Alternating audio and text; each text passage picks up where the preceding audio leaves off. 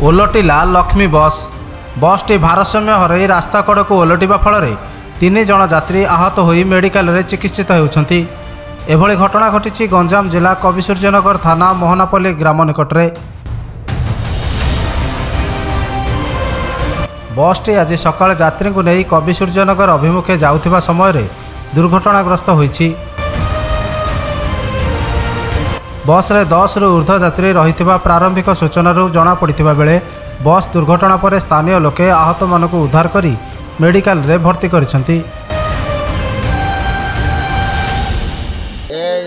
ये बस पंच टिंगा बस